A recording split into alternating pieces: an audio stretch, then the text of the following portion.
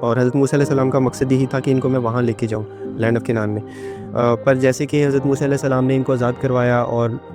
ادھر لے جانے کا ان سے کہا, تو ان لوگوں نے یہی کہا کہ اب ظاہر ہے اس جگہ پر قبضہ تھا, تو حضرت موسیٰ علیہ السلام نے ان سے کہا کہ آؤ ان لوگوں سے لڑتے ہیں اور آزاد کرواتے ہیں اپنے لینڈ کو. تو ان لوگوں نے کہا کہ آپ اور آپ کا خدا جا کے لڑیں, ہم نہیں لڑتے. تو اس جو غلطی تھی یا اس نافرمانی کی سزا میں اللہ تعالیٰ نے ان لوگوں کو 40 سال تک صحرا میں بھٹکنے کے لیے چھوڑ دیا. اب اس 40 سال کی یہ جو 40 سال اللہ تعالیٰ نے اسپیسیفکلی ان لوگوں کو سزا دی اور بھٹکایا, ان 40 سالوں میں ایک نئی جنریشن پیدا ہوئی.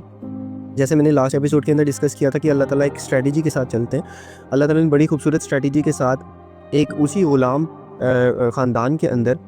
ایک بچے کو پیدا کیا, مگر اس کی پرورش اللہ تعالیٰ نے ایک ایجپشین خاندان کے اندر کی, ایک واریر خاندان کے اندر کی, اور ان کی تھاٹ جو کہ ٹوٹلی ڈیفرنٹ تھی ان بنی اسرائیل سے, حضرت موسیٰ علیہ السلام کی, کیونکہ وہ ایک آزاد گھرانے کے اندر ان کی پرورش ہوئی, ایک ایجپشین خاندان کے اندر, اور پھر ان کو معلوم تھا اور ان کی ٹریننگ وغیرہ اس طرح سے ہوئی جیسے ایک واریر کی ہوتی ہے. اس وجہ سے حضرت موسیٰ علیہ السلام کی بنی اسرائیل سے ٹوٹلی ڈیفرنٹ تھاٹ تھی, اور یہی وجہ تھی کہ اللہ تعالیٰ نے انہیں پیغمبر بنایا, اور پھر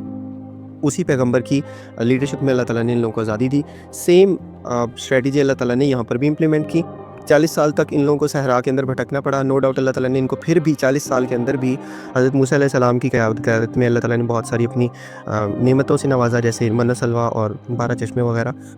اور صحرا کے اندر عطا کی. تو مگر پھر اس 40 سال کے اندر ایک نئی جنریشن پیدا ہوئی جس کی بالکل تھاٹ چینج تھی, جو غلام نہیں تھے, اور ان لوگوں نے ٹریننگ کی, اور پھر اللہ تعالیٰ کی ذات نے ان لوگوں کو پھر حکم دیا. پھر ان لوگوں نے یشوع ابن نون کی قیادت کے اندر جیروسلم آزاد کروانے کے لیے یہ لوگ آگے بڑھے, اور پھر اللہ تعالیٰ نے ان کی اسسٹنس کی, اور پورا لینڈ آف کنعان اللہ تعالیٰ نے ان لوگوں کو گفٹ کیا.